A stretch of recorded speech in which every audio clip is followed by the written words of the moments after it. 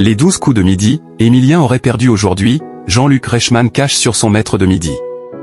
Le maître de midi Emilien s'est trompé lors d'un duel portant sur l'histoire, son domaine de prédilection, ce jeudi 29 mai 2025 dans les 12 coups de midi. Heureusement pour lui, il n'avait pas été désigné pour répondre à la question. Jean-Luc Reichmann a pris les rênes d'un nouveau numéro des 12 coups de midi ce jeudi 29 mai 2025. L'infatigable Emilien a affronté et éliminé 3 nouveaux adversaires malgré un couac qui n'est pas passé inaperçu. Au terme de la première manche, Salomé a été éliminé en prétendant que Hanoï était rattaché à un « nid d'espions » dans un titre de la saga OSS 117. Erreur qui a profité à Marius. Puis, lors du duel suivant, Bérengère a récupéré la cagnotte de Marius qui a hérité d'une question alambiquée, lequel de ses fils le roi d'Angleterre Henri II Plantagenet préférait-il? Henri II piège Emilien.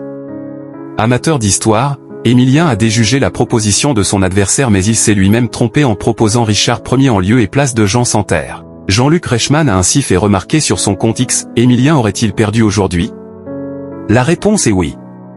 En proposant un florilège des duels dans lesquels le maître de midi a été impliqué, un internaute a fait remarquer, il aurait vraiment eu cette question s'il avait été pris en duel? Permettez-moi d'en douter. Après avoir affirmé qu'un grizzly était au Canada un chasseur d'animaux à fourrure, Bérengère a définitivement perdu son face-à-face avec Emilien, qui n'a pas eu à mettre la machine en route bien longtemps. Emilien tout proche d'une 22e étoile mystérieuse. Le plus grand champion de TF1 a réalisé un nouveau de maître grâce à une dernière question de sport. En route pour une étoile mystérieuse qui ne comporte plus que 11 cases, le maître de midi a opté pour Philippe Catherine mais l'artiste à la prestation très remarquée lors de la cérémonie d'ouverture des derniers J-Points au n'est pas réapparu. En 608 victoires, le Vendéen compte une cagnotte s'élevant à 2 413 968 €.